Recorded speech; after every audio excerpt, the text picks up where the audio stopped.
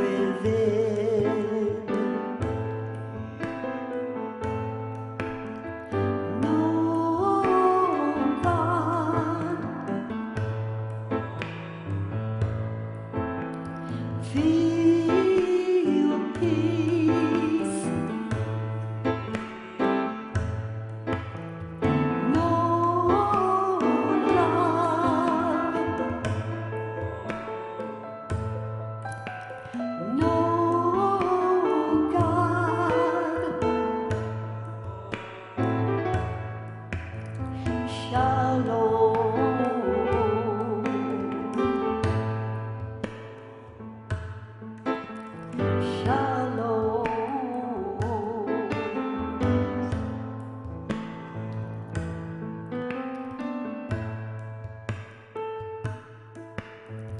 God within is always present, source of all life is always present, divine force is always present, creative force is always present.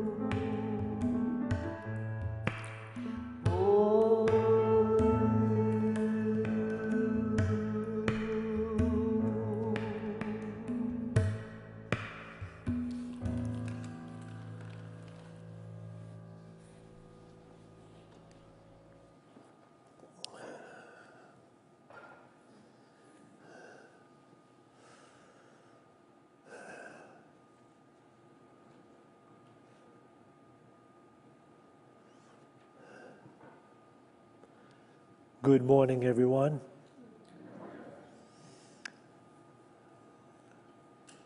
On Thursday, while I was at lunch with a friend, he brought up a quote from the Edgar Cayce readings that is worthy of some consideration. I will share this quote with you. Whatever you're thinking is either a miracle or a crime. Whatever you're thinking is either a miracle or a crime.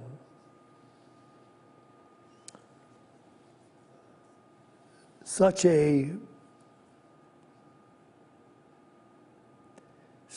powerful admonition would naturally call for some proof. In other words, if someone were trying to share that as an ideal, automatically you might challenge the validity of it. One of the reasons why you might not want to challenge the validity of this reading coming through Edgar Cayce is because the source that spoke through Cayce when he was in a trance is the omnipresent, all-knowing God.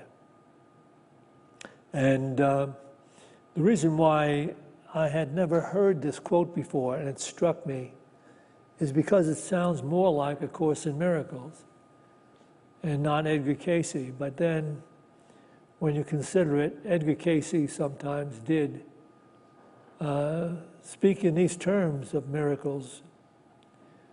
But for us to understand this, let's take a look at A Course in Miracles and the wisdom of A Course in Miracles as it defines miracles. Can we have this next PowerPoint? Miracles are examples of right thinking, aligning your perceptions with truth as God created it. This is an interesting diversion from the normal interpretation of miracles that people have. And I'm speaking about people who are operating in the initial state of consciousness of the world, but not in the higher spiritual state of truth. In the world thinking, a miracle is some kind of divine intervention into the activities of the physical life. So people suppose by somehow or other praying to God, who they see as being separate and apart somewhere, to intervene and correct some injustice or some problem they are experiencing, if that were to happen, or watching something happen that doesn't appear to be in alignment with the laws of the world, that's what they would call a miracle. But of course, in Miracles is calling it something different. Miracles are examples of right thinking, aligning your perceptions with truth as God created it. In doing that, you will enter another state of consciousness, which will create a miraculous or miracle vision of life that you may not have been considering. So it's a real transformation in awareness that is being referred to here as a miracle. When one's thinking at any particular time acknowledges the one presence in which all forms exist and are connected, this miracle-mindedness is miracle awareness. In other words, when it talks about whatever you're thinking, it is either a miracle or a crime. On the miracle side, we have when one's thinking at any particular time acknowledges the one presence in which all forms exist and are connected, this is miracle-minded awareness. That means you will not need anybody to explain to you what it is, because if you arrive in that place where you have so practiced the ideal of higher awareness that it is the natural state of your thinking, you will be in a higher state of awareness which reveals itself to you completely. This divine awareness actually fills the body and the mind with love, something that we don't necessarily experience because again, in the world, the interpretation of love is always reciprocal. In other words, when you love something, it's because you're getting something back for expending that love or taking actions of love.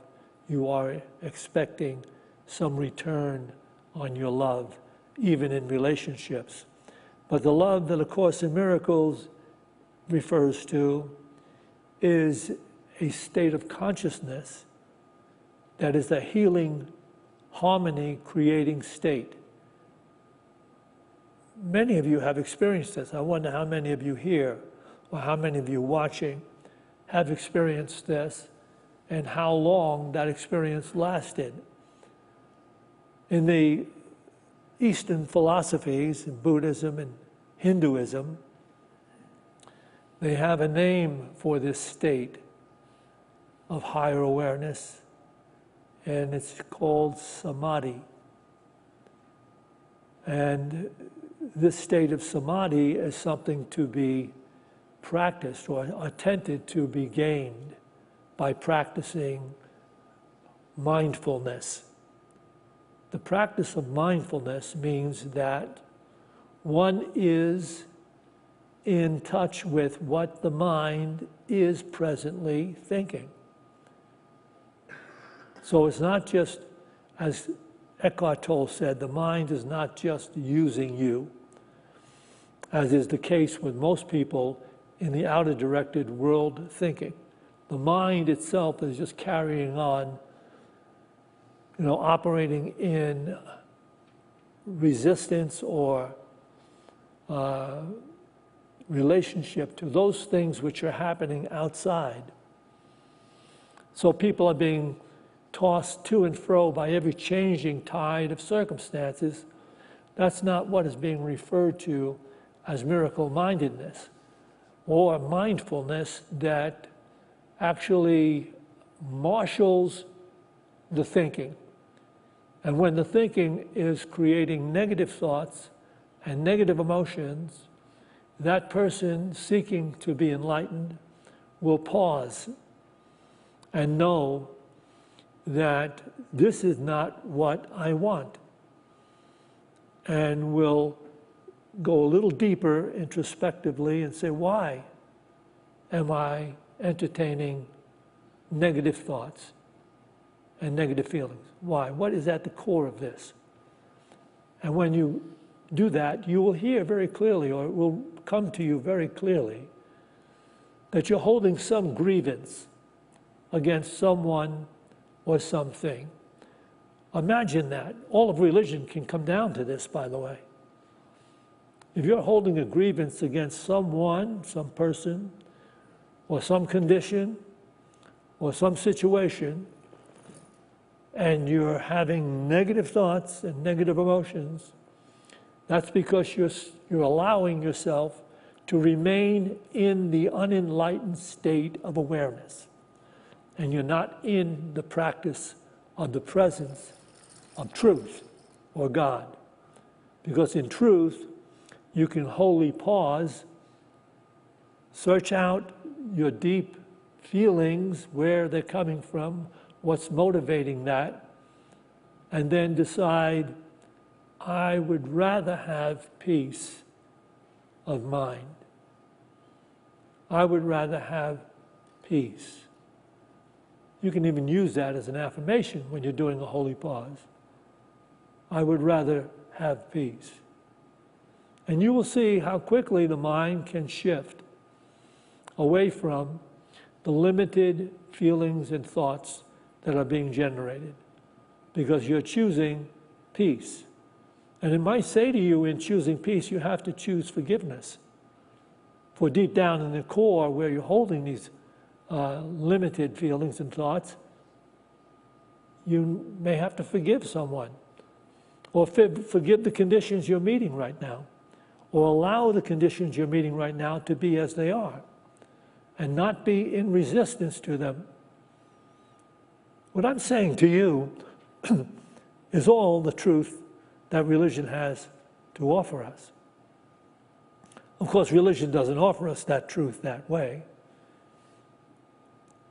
In a sense, religion too often depicts us as victims and separate from the presence or the kingdom or the consciousness of divine love, healing, and peace, which would be heaven.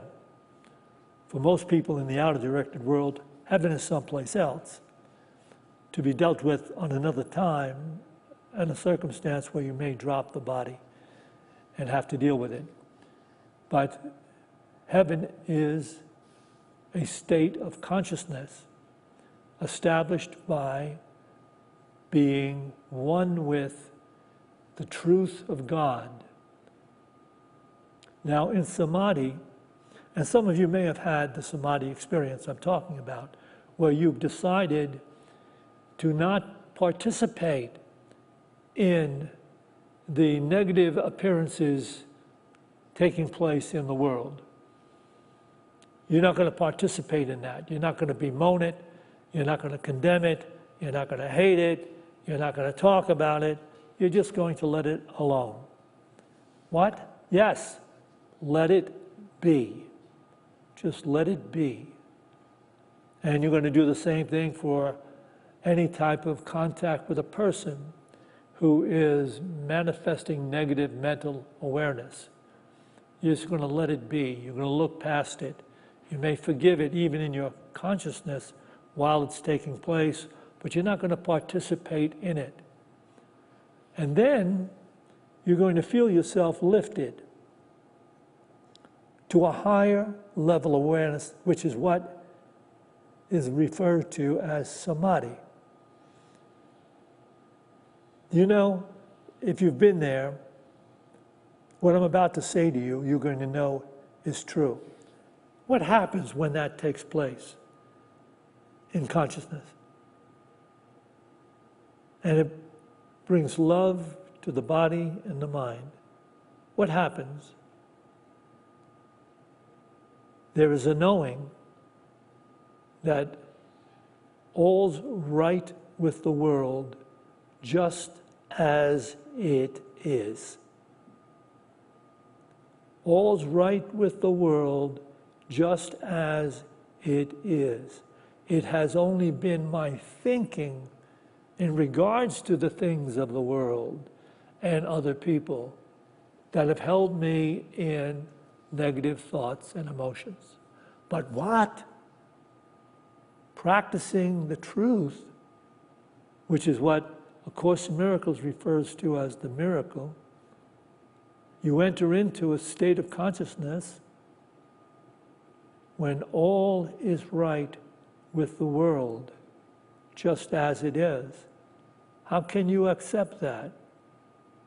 Knowing that your limited thinking process cannot understand the vast awareness of the Creator, who is life in life. So that you have no idea whatsoever what the result of all the different things that you have resisted will be. Can you imagine having the courage to say the three most truthful words in life? I don't know.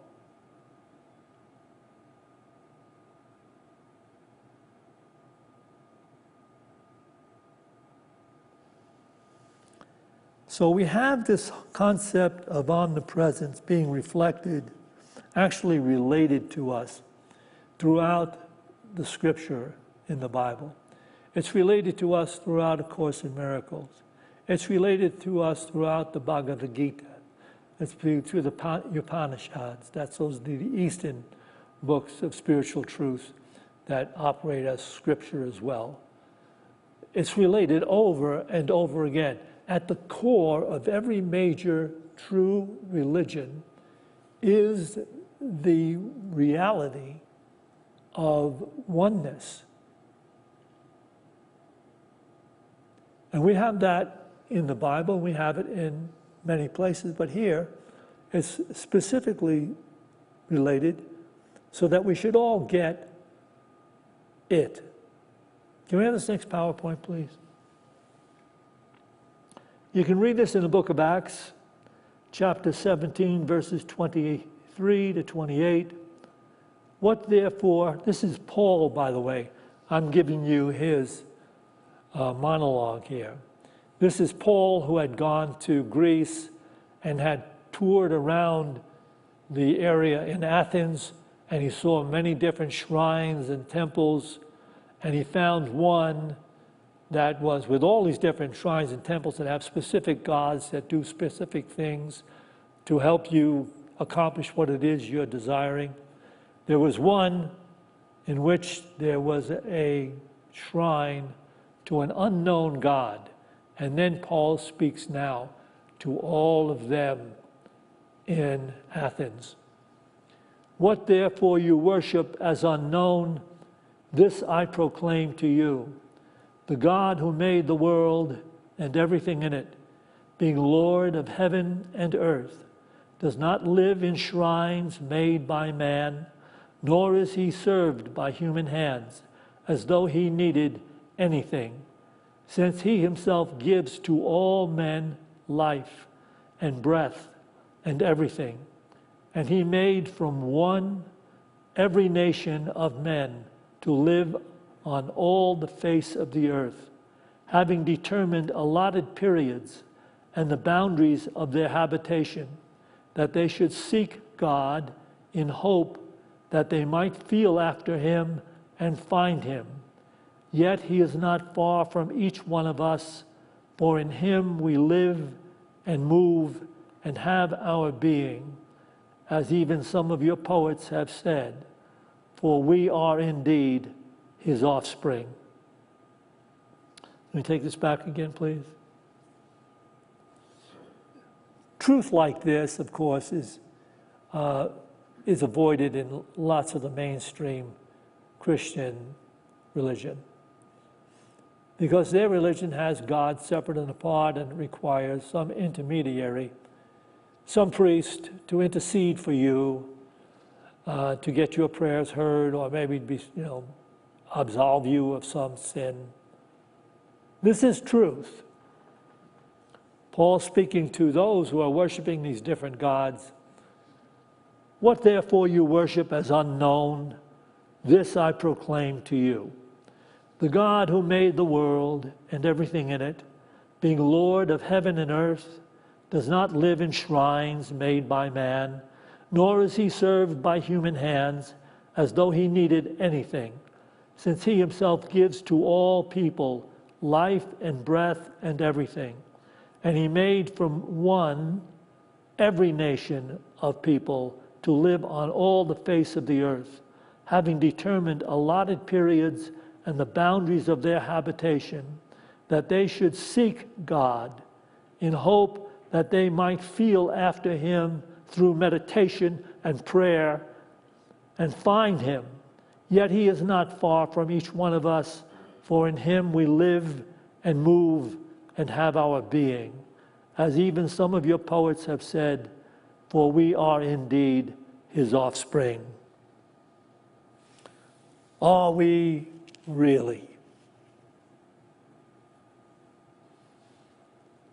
How many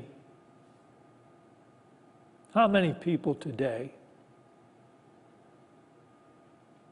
are in opposition to that ideal, that we are indeed offspring of the great Creator and presence which we acknowledge to be God?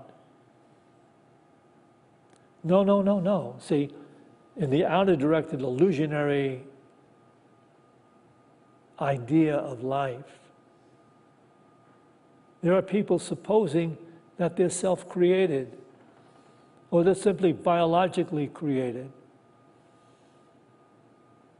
although they cannot account for the insight and intuition that comes through certain people. They can't account for that. They discount it.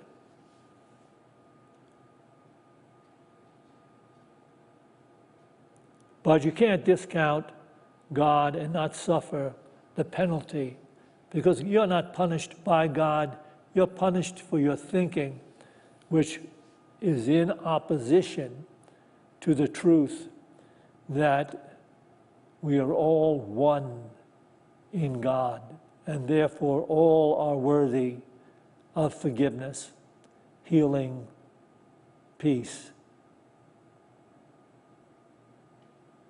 That's it. I mean, that's all there is.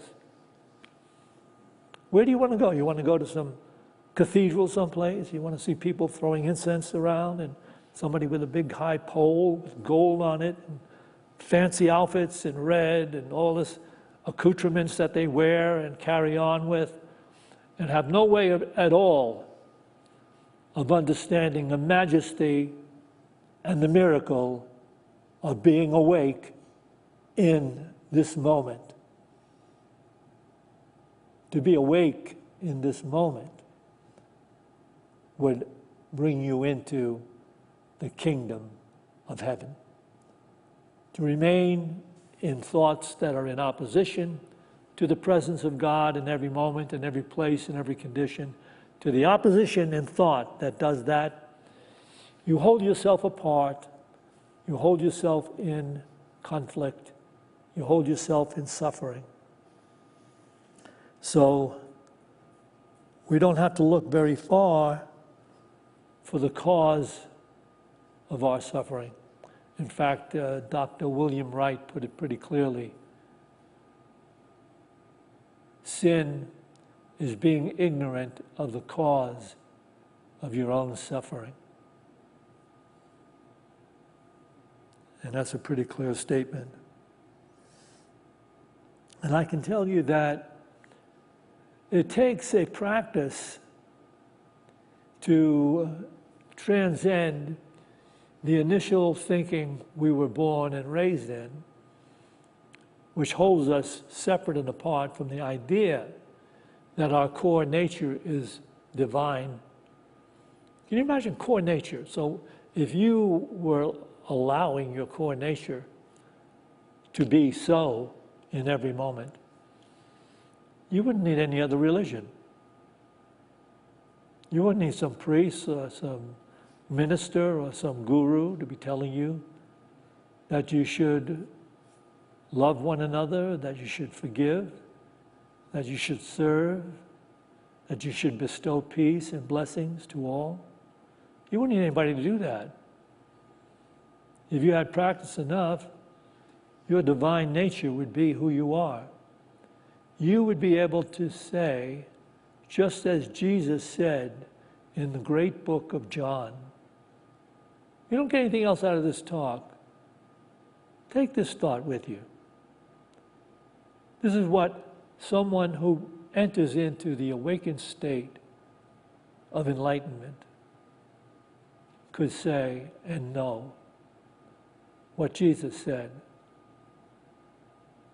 He who sees me sees the Father. I always do what is pleasing to the Father. That's it.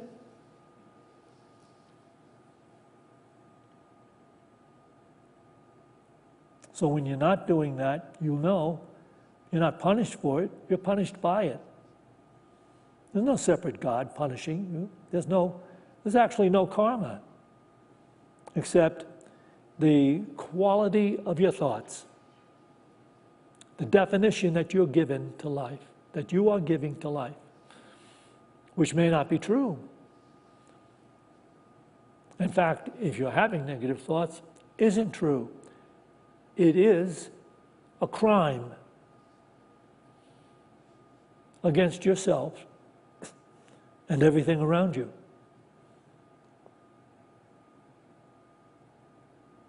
Holding loveless thoughts and considering or taking loveless actions is a crime against truth, that you are divine in origin and must eventually become divine in expression.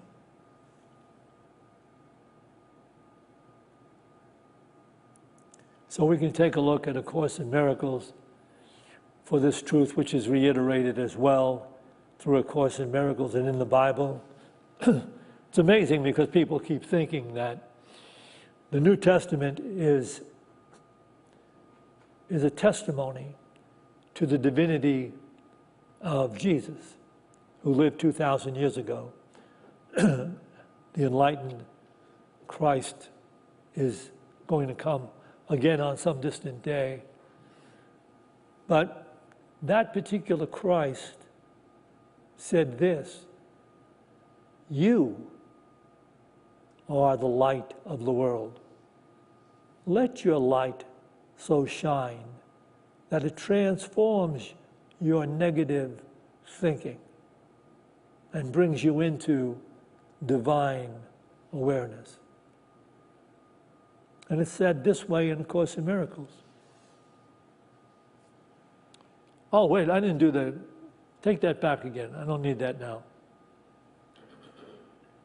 I want to give you an example of cosmic consciousness. I think this story may stay with you better than the words.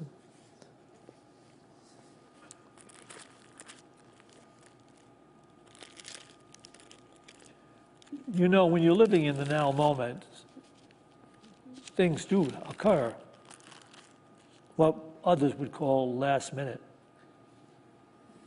This is last minute occurring. I'm reading to you from the Gospel of Mark, chapter 4, starting with verse 35. And on that particular day, when evening had come, he, Jesus, said to them, "Let us go over to the other side." And he's talking about the other side of the Lake of Galilee. And leaving the multitude, they joined him in the boat and began the crossing. And there arose a fierce gale of wind, and the waves were breaking over the side of the boat so much so that the boat was already filling up. And he, the Christ, was in the stern, asleep on a cushion. And they awoke him and said to him, "Teacher, do you not care that we are perishing?" Can we have this next part on the PowerPoint? That was it? Yeah. No, you had it the first time. There it is. And he awoke and said to the sea, "Peace, be still."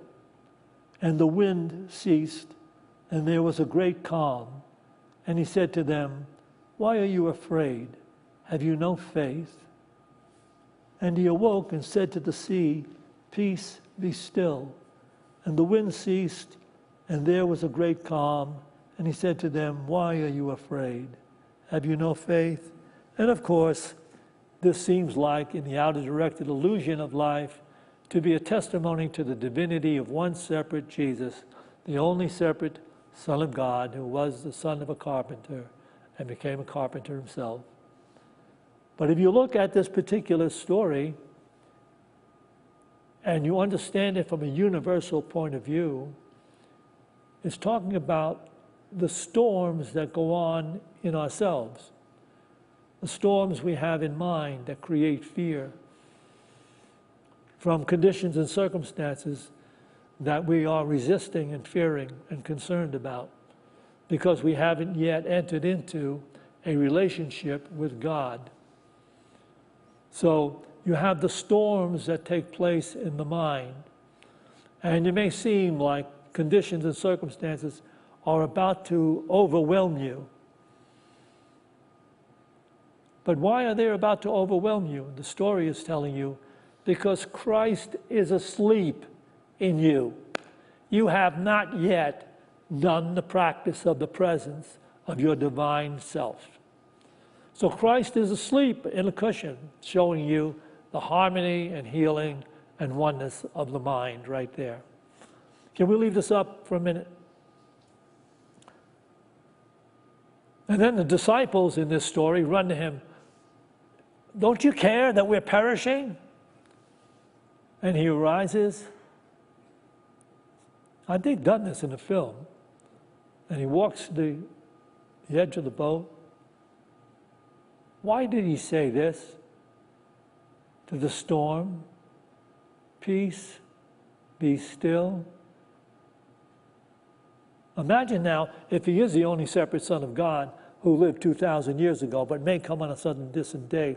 This story has no use for you when you meet the storms of life. It has no use whatsoever, because it took place as a historic event, and it declares the divinity of one separate Son of God, Jesus. But if we're talking about the universal Christ consciousness, which is at the core of every living person, then there is your hope that you can awaken this Christ in you, and it will heal the storms that take place in your awareness, your mind, and your life. And that's why it's of value. And that's why the master of life said, "My words will never go away. Heaven and earth could pass away, but not my words. They will never go away." They're the words of truth that will apply to any human being who seeks to enter into them and allow them to heal his or her own consciousness. So now we can take this final PowerPoint, please. This is a Course in Miracles text, page 235, paragraph 4.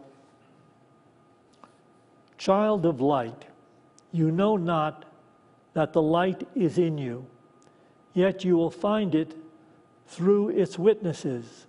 For having given light to them, they will return it. Each one you see in light brings your light closer to your awareness. Love always leads to love. The sick who ask for love are grateful for it, and in their joy they shine with holy thanks. And this they offer you who gave them joy." They are guides to joy, but having received it of you, they would keep it. You have established them as guides to peace, for you have made it manifest in them. And take this back again, please. Child of light, you know not that the light is in you, yet you will find it through its witnesses. For having given light to them, they will return it. Each one you see in light brings your light closer to your awareness. That is, each one you see in light, you acknowledge from your own God thought that this is a being of God. Regardless how this being may be demonstrating their awareness, this is always a being of God. And it is that you can bestow forgiveness, which is light, consideration, which is light, peace, which is light. Each one you see in light brings your light closer to your awareness. Love always leads to love. The sick who ask for love are grateful for it, and in their joy they shine with holy thanks. And this they offer you, who gave them joy. They are guides to joy, but having received it of you, they would keep it. You have established them as guides to peace, for you have made it manifest in them.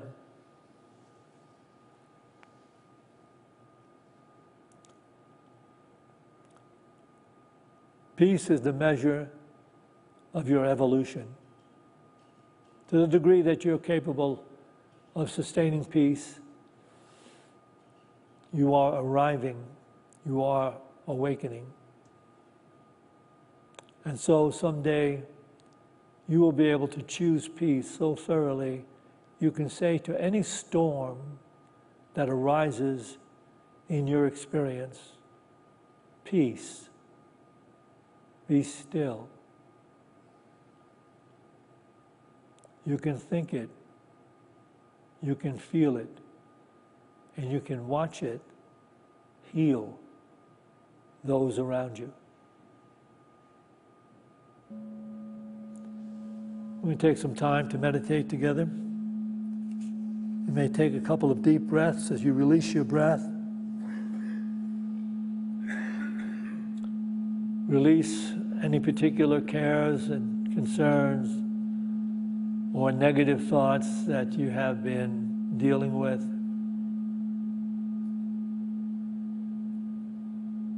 In quiet are all things resolved. So we are entering that quiet state of meditation.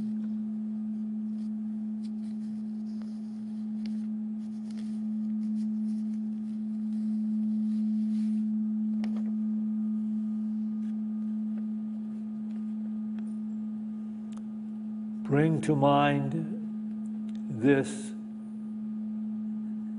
truth, this mantra. Gently bring your mind to consider this truth. And it's okay if other thoughts come in. It's okay if distractions come in. Because as you practice meditation, someday the distractions will cease. But for the time being, let them come and go. Don't be overly concerned by them. Just bring your mind gently back to this ideal. Mind is the builder. Every loving thought establishes harmony, healing, and peace.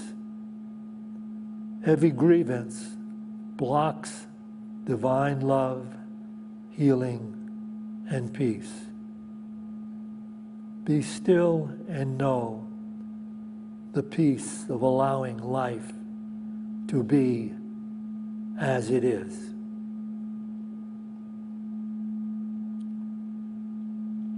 Mind is the builder. Every loving thought establishes harmony, healing, and peace. Every grievance blocks divine love, healing, and peace. Be still and know the peace of allowing life to be as it is. Mind is the builder. Every loving thought establishes harmony, healing, and peace. Every grievance blocks divine love, healing, and peace. Be still and know the peace of allowing life to be as it is.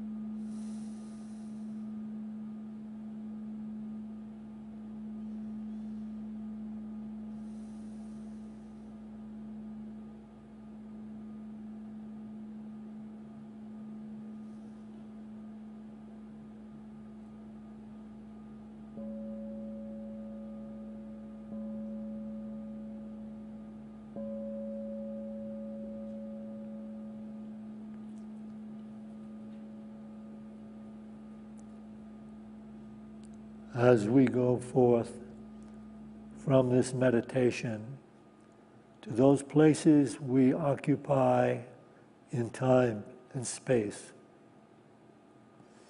Let us go forth with a greater commitment to be awake in the process of living, choosing peace, choosing forgiveness, choosing love, healing, and true life. For this opportunity in every moment, we give thanks. And to this we say, Amen.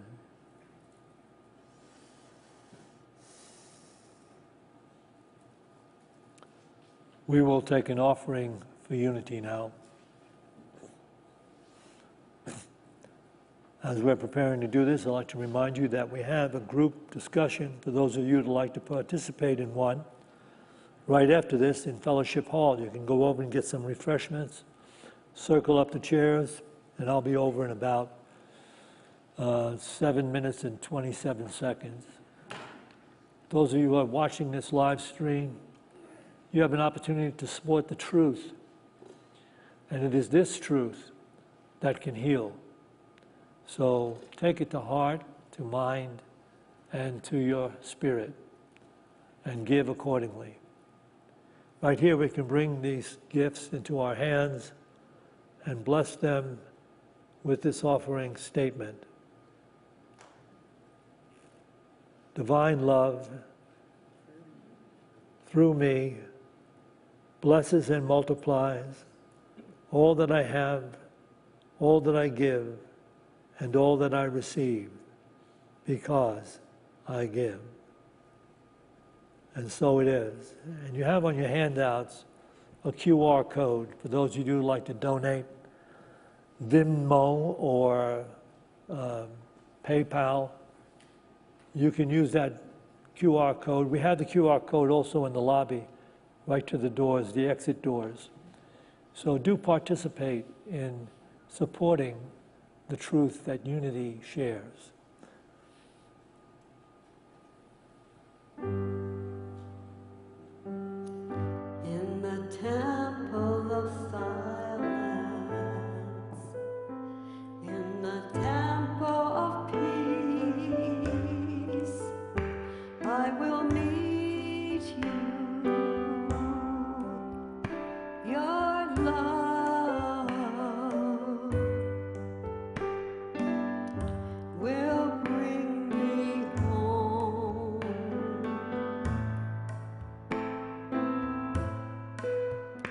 In the temple of stillness, in the temple of peace, I will know you.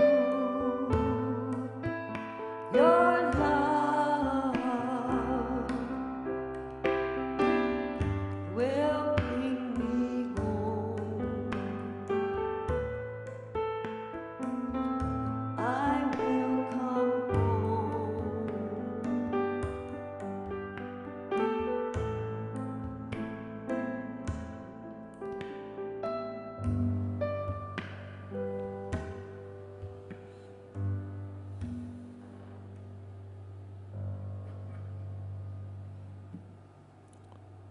Join me now, please.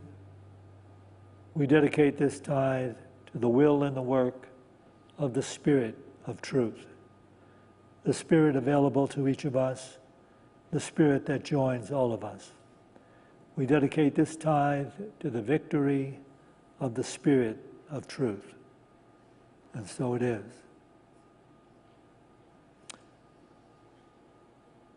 As it turns out, I wasn't planning to be also doing the second service today, but I am doing the second service today. Santisha caught a little cold while she was at Unity Village, which is something that happens there. Because I remember back when I used to attend, they keep the air conditioning so low in those buildings and those places where you meet. And then you step outside and it's 110 degrees of heat. And so it's very easy to get not into a cold situation. So Santisha's taking today off. She's going to mend her cold, and she'll be back in the pulpit next Sunday. To everyone, we have anything else? We're fine. You sure? We're fine. I think so. We're working on it. All right. Is there a barbecue next week or something? There's a barbecue next week? There is a I barbecue. think so, yeah. Yeah. Next Sunday after church, right? Next Sunday at the church, I think you're right. Wow. Yeah. Louis, thank you. Louis, bring home cosmic information. So be a prayer. We're going to have a barbecue after church on Sunday next week. And to everyone, have a beautiful day. Thank you.